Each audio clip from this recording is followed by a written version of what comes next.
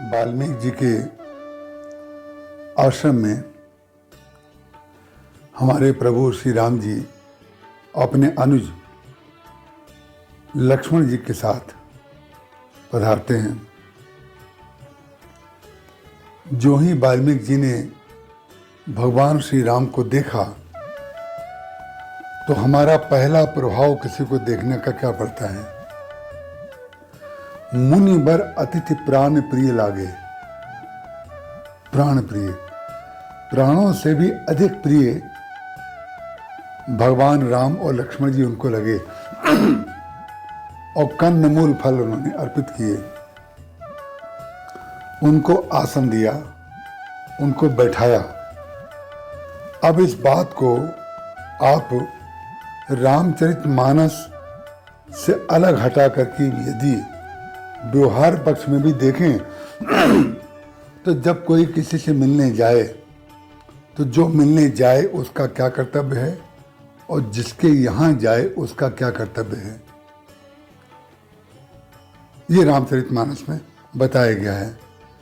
भगवान राम ने जब इतना स्वागत वाल्मीकि जी ने किया तो भगवान राम ने कहा, आप त्रिकालदर्शी हैं।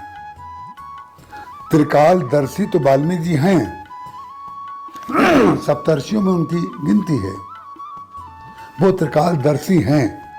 लेकिन त्रिकालदर्शी वो हैं, हम उसको जान लें और अपने मुंह से ना बोलें तो भी तो वो त्रिकालदर्शी ही रहेंगे। लेकिन नहीं, जो हमारे हृदय में अच्छी भावना है उसको बोलना जरूर चाहिए और जो हमारे हृदय में दुर्भावना है उसको कभी नहीं बोलना चाहिए। यही है सद और असत का विवेक।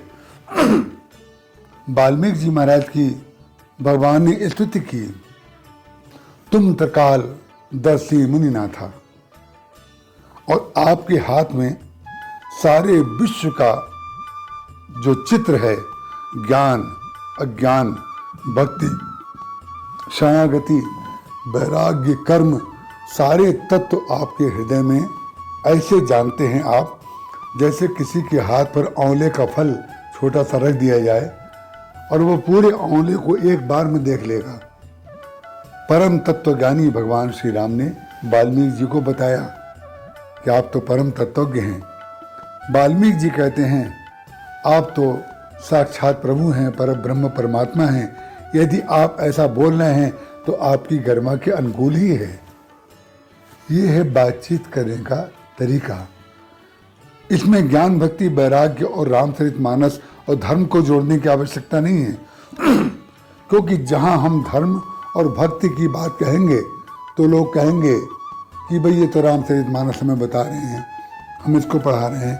हम रामचरितमानस आपको नहीं बता रहे हैं, आप इसको सुन लेंगे तो रामचरितमानस में क्या है वो आपको पता चल जाएगा।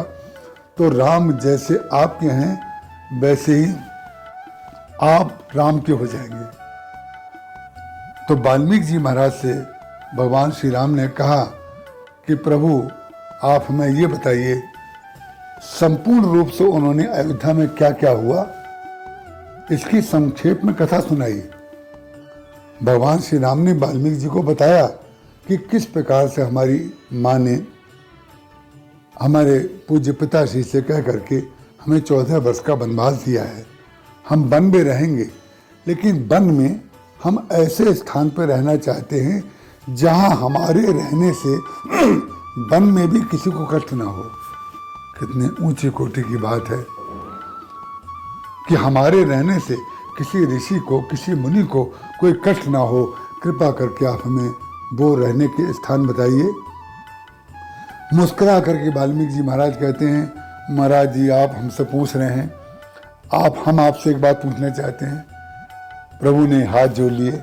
लक्ष्मण जी महाराज मुस्कुरा रहे हैं, वो कह रहे हैं एक बात बताइए, आप हमसे पूछ रहे हैं कि हम कहाँ रहें, हम आपसे पूछना चाहते हैं आप हमें पहले ये बता दीजिए कि आप कहाँ पर नहीं हैं।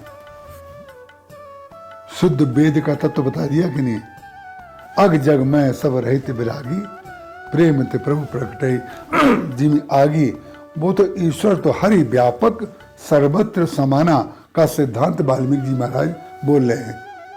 कोई भक्त, कोई ऋषि मुनि ऐसा नहीं है रामचरितमानस में, यहाँ तक कि भगवान के साथ में रहने वाला जो परिकर है वो भी कोई ऐसा भक्त नहीं है जो भगवान की व्यापकता को ना जानता हो।